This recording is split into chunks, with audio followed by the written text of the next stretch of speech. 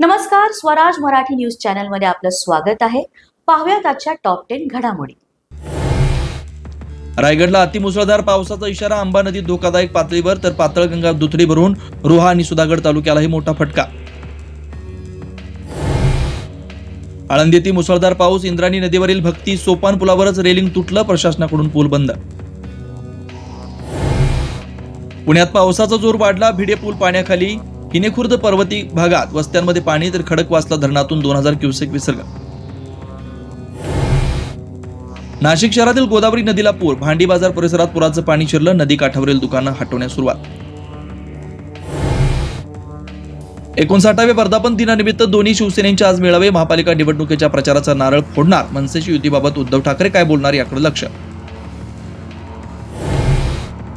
वर्धापन दिनाला ठाकरेंच्या शिवसेनेला मोठा धक्का. ठाकरेंचे 2 नगरसेवक विजेंद्र शिंदे आणि अजित भंडारी शिंदे सेनेत प्रवेश करणार. शरद पवारांच्या राष्ट्रवादीचाही एक नगरसेवक शिंदेंच्या गळाला. शिंदेंच्या शिवसेनेकडून मनसेसोबत युतीच्या हालचाली. उदय सामंत विशेष प्रयत्न करणार असल्याची सूत्रांची माहिती. शिंदे राज ठाकरेंना स्नेहभोजनाचं निमंत्रण पाठवणार असल्याची माहिती.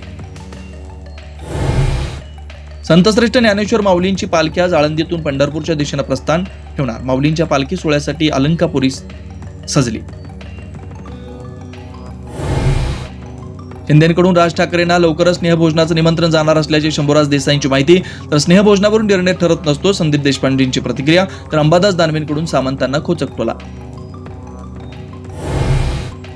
इस्रायलमधील वैद्यकीय केंद्र आणि स्टॉक एक्सचेंज बिल्डिंगवर इराणचा क्षेपणास्त्र हल्ला. तर इस्रायलच्या हल्ल्यात आतापर्यंत इराणच्या 639 नागरिकांचा मृत्यू.